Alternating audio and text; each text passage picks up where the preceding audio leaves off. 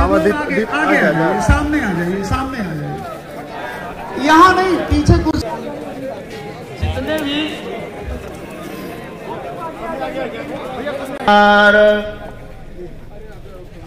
राजा भैया, भैया भैया सबको, हमारे बच्चे भी YouTube पे देखते होंगे, लेकिन एक साथ तमाम रावण सम्मेलन भी लोगों ने किए उल्टे सीधे, लेकिन एक साथ स्वतः प्रेरित अल्प सूचना में, मेरा ख्याल है कोई प्रोग्राम नहीं था, महाराजा नहीं थे, अपने कार्यकर्ता, अपने सपोर्टर, अपने राजा भैया परिवार के सदस्य जो भी ब्राह्मण बंधु हैं, अल्प समय में सूचित किया।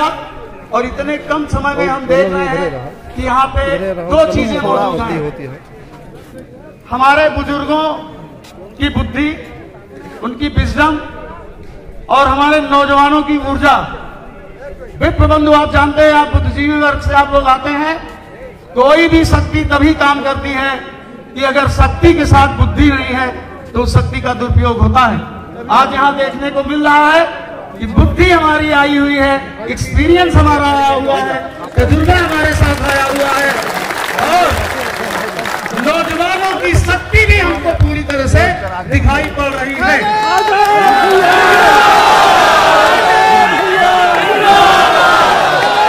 भाई और थोड़ा सा पीछे हो जाओ।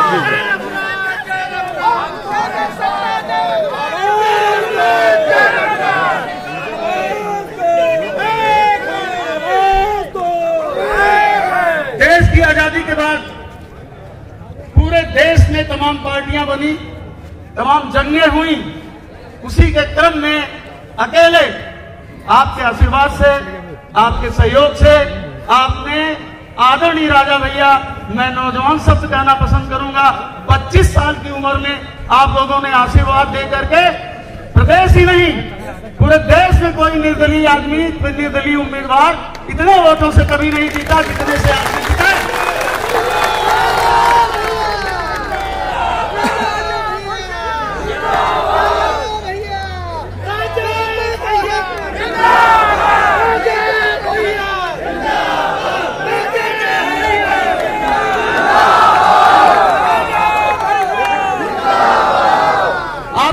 बताना चाहूंगा, 93 का चुनाव चल रहा था, शासन प्रशासन, सारे नेता, सारी पार्टी पूरी तरह से कलुषित भावना लेकर के सबने प्रबल विरोध किया। और यहां तक कि जिस दिन आदरणीय राजा भैया को नामांकन करने जाना था, हम और जगदम्बा सिंह वगैरह पूरी टीम, गाड़ियों की व्यवस्था आ गई थी, कर रहे थे, पुलिस ने हमारी सारी गाड़ी रोक दी, बॉर्डर सील कर लिया, हमारी तो हाथ पांव छूट गए, कोई रास्ता ही नहीं दिखा। आदरणीय राजा भैया से हमने कहा कि अब चलें, राजा हैं, अब राजा ही कोई इसका हल क्या निकालते हैं। मैं आदरणीय राजा भैया से जाके मिला, हमने कहा महाराज गजब हो गया, हमारी सारी गाड़ी सीज कर दी गई, और जो रायबरेली और इलाहाबाद से गाड़ियां आ रही हैं, क्योंकि 50,000 की संख्या में आप सब लोगों को जाना था, उसकी व्यवस्था की गई थी। अब क्या किया जाए, बिना समय गवाए 1 सेकंड के अंदर राजा ने कहा साइकिल से चलेंगे, और आप लोग 50,000 की संख्या में साइकिल से गए।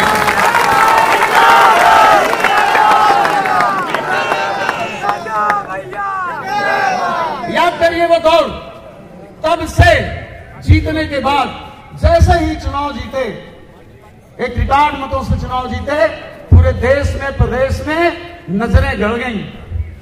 जो अपने थे उन्होंने दुआएं दी, आशीर्वाद दिया, लेकिन जो पराए थे उन्होंने कुचक्ष रचना उसी दिन से शुरू कर दिया, जो कि आज तक कायम है। मैं सारे संघर्षों की बात आप लोगों के सामने इसलिए नहीं करूंगा कि आप सारे लोग साथ दिए हैं, आप साथ रहे हैं, एक एक पल की आपको खबर है, एक एक बात की आपको जानकारी है। इसलिए मैं उस मायावती से लेकर के किसी दौर में जाना नहीं पसंद करूंगा, जाऊंगा नहीं। लेकिन एक बात मैं आपको बता देना चाहता हूं बहुत अच्छी तरह से, क्योंकि ये बातें आपके सामने आती है, महाराज के सामने तो मुझको ये बात नहीं कहनी चाहिए, लेकिन यहाँ पे हमारे नौजवान बहुत से बच्चे बैठे हैं जो इस बात को नहीं जानते। आपको याद होगा कहानी कहां से, मुख्यमंत्री लेवल से हमारा विरोध व्यक्तिगत रूप में कहां से शुरू हुआ है। शुरुआत हुई भाजपा से, याद है, एक बार भारतीय जनता पार्टी और मायावती जी ने मिल करके सरकार बनाई थी और तय किया गया था कि 6 महीने की सरकारें दोनों की रहेंगी। मायावती जी का कार्यकाल बीत गया, उसके बाद कल्याण सिंह जी आए और धीरे से उन्होंने अपना पूरा समर्थन वापस ले लिया। याद है ना सबको? उसके तुरंत बाद अब देखिए, कुंडा आपका भाई, आपका बेटा, हम लोगों का मुखिया पूरे समाज का आकर के सब लोगों ने आदरणीय राजा भैया को कांटेक्ट किया।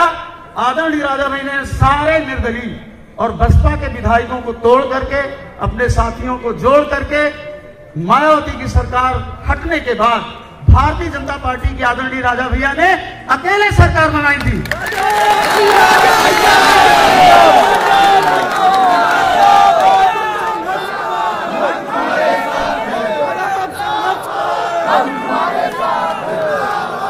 सरकार बन गई, थोड़े दिन बाद परिवर्तन हुआ।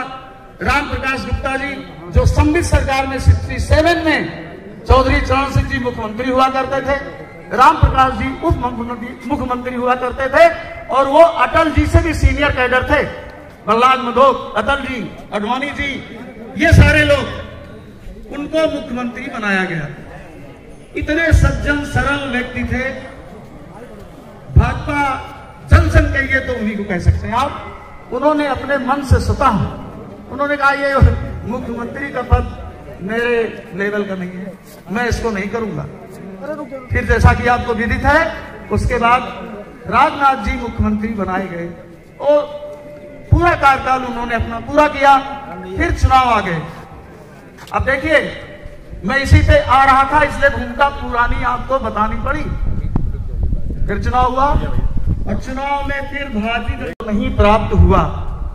यहाँ पे सिद्धांत की बात अलग है, प्रैक्टिकल अलग है। मंच पे हम बोल रहे हैं, अंदर से कुछ और है। क्या मतलब इस तरह के बोलने का? भाजपा की सरकार मायावती जी के साथ मिलकर के बनी, फिर पुनः और मायावती जी मुख्यमंत्री हो गई।